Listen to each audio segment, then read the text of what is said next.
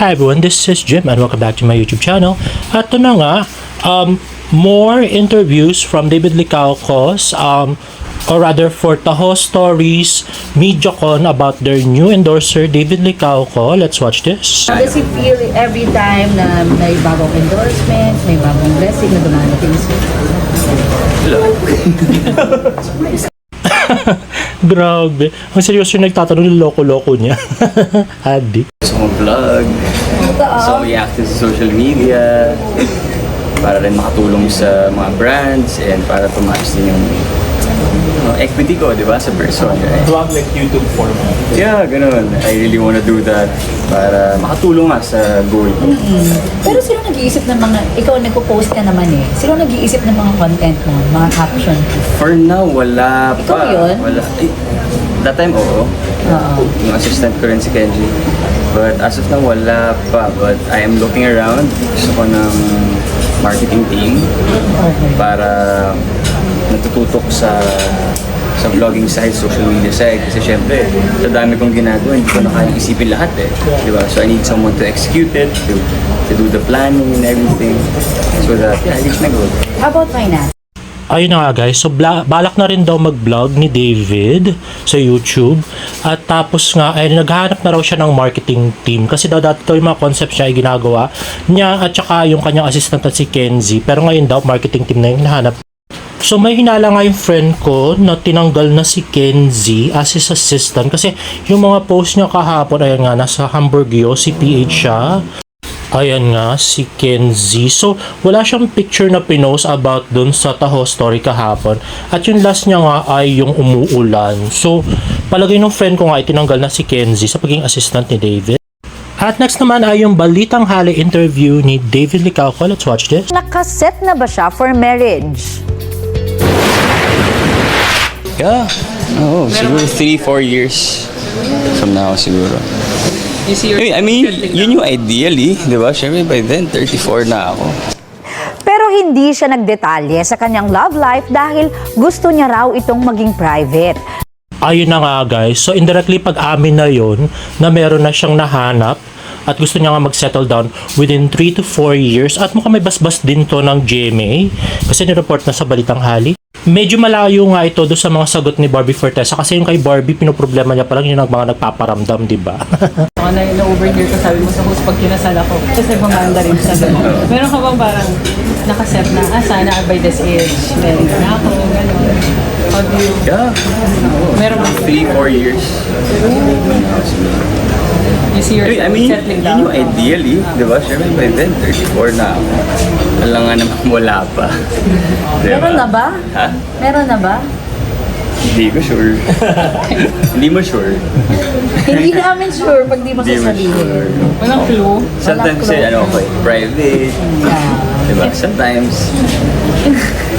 Sometimes we learn. nakikita ka. Sometimes we say, sometimes we learn. This time So I have surprise learned. na lang. You have learned to keep things wala. private. Yeah, I mean, it's not to say na meron ako. Parang just don't wanna let people know. Ano nga ba yung tatanong ko sa Ako muna. Oh, diba guys, nagulat kayo doon. Dati sinasabi niya single, ngayon tinatanong kung meron na ba. Sabi niya, Meron na ba? Hindi ko sure. Hindi mo sure. Hindi namin sure pag di mo Hindi mo sasabihin. sure. Walang clue. Sometimes say, private. Diba? Sometimes. ayun na nga, from single to hindi ka sure, hindi ko sure. At sometimes private daw siya. Sometimes we Sometimes learn. nakikita ka. Sometimes we say, sometimes we learn. This time So I have surprise learned. na lang. You have learned to keep things wala. private. Yeah, I mean, it's not to say na meron ako. Parang just don't wanna let people know. Ano nga ba yung tatanong ko sa Ako muna. Ayun na nga guys, so meron nga siya, kaya lang ayaw niya lang ipaalam doon sa mga tao. Yun ang sinasabi niya. So napakaiba nga doon sa mga sagot niya dati. At next nga yung mga payo niya kay Dustin Yu. Sabi ko kay Dustin na kailangan niya mag-beach, kailangan niya lumabas, kailangan namin mag-inuman. Kasi wala siyang time yun sa sarili niya. Kasi busy pa. Naalala ko sabi Ayun, so payo niya kay Dustin ay lumabas, mag-beach. Siguro yun yung Siargao at mag-inuman sila ni David. Ang ginagawa. Hold up, question lang yung kay Barbie, parang ngayon magkahiwalay kayo ng project ngayon, nasa ano siya, di ba? Beauty and Barbie. Any upcoming na muling babalik yung love team ninyo? Any project, upcoming project na abangan sa inyo? Meron akong gagawin na teleserye. With her? We start, end of this month. So it's action. Iba yung partner ko doon. So, yeah. Pwede mo siguro. Sabi ng Pati nagsabing hindi pwede sabihin, parang joke niya. Grabe talaga to si David. Hindi pa ba? Yun. Oh. In terms of working with Barbie, marami kaming gagawin ng endorsements. And pasok din ako sa Video Empire. I think, hindi ako sigurado. Hindi ko alam dahil dami na rin gagawin eh. Is it your decision ba together na hiwalay muna for now para you can do your own thing as a love team? Parang ganyan. Not really. Not really. Or if it's up to you, you wanted to like work with her. Again, I want to work with her, of course. And I also want to work. Kasi for sure siya rin naman. I mean, halos lahat pa ng love team sa Philippines. Yan din sinabi niya sa vlog ni sa Tony. Oh, yeah. No. Lasan may So, ayun na nga guys, mukhang walang gana. Nung tinanong about kay Barbie, no? So mukhang mga endorsement lang yung gagawin nila this year. Tapos dun nga sa MMFF, parang hindi nga talaga kasama yung Moments of Love kasi hindi naman siya pinakita dun sa list. So mukhang Valentine's offering na lang for next year Moments of Love. tanong na to eh. Yan, si Dustin. Si Dustin. Si Barbie. Anong flavor kay Barbie? Anong flavor kay Dustin? Si Dustin, siguro plain, original. Si Barbie, coffee. Ano? Coffee flavor. Bakit? Kasi mahilig si Barbie sa coffee. Bakit plain kay Dustin? Original? Original. Wala lang. Oh, di ba din yung joke niya yung nagtatanong lagi. Addict na David na. Wala lang. Bagay sa personality niya, very straightforward, I would say. So, if i-compare yung life mo ngayon, yung puso mo ngayon, sa produkto ng Cow Story, ano ito at bakit?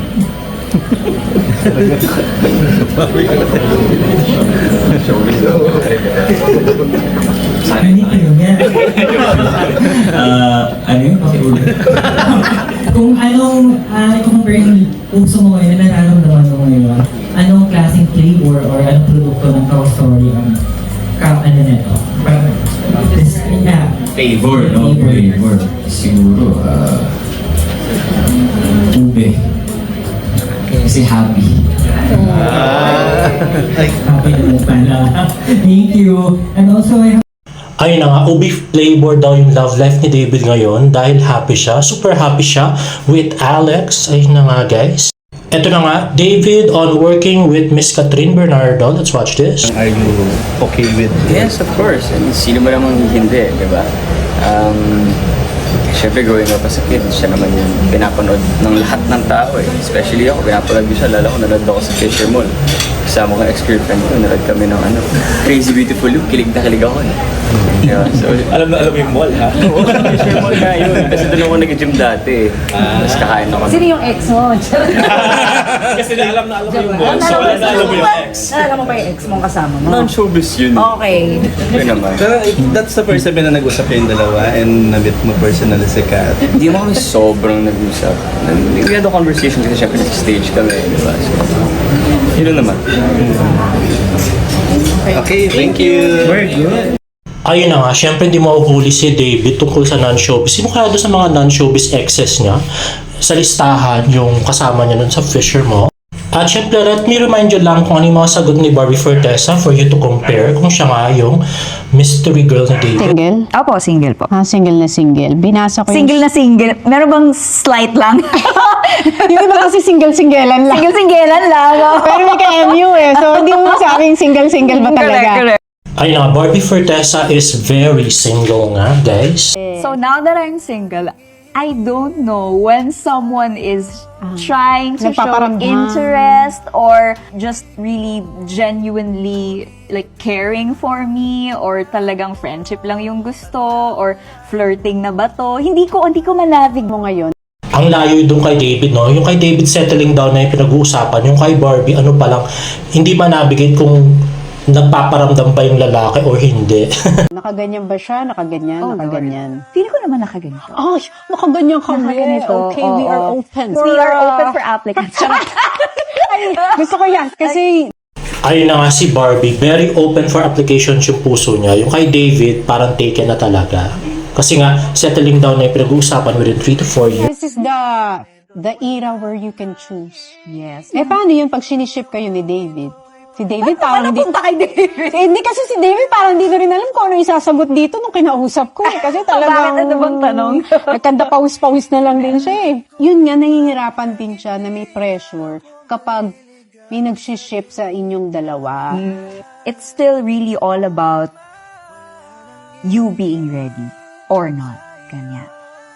The maturity of Barbie. Yeah.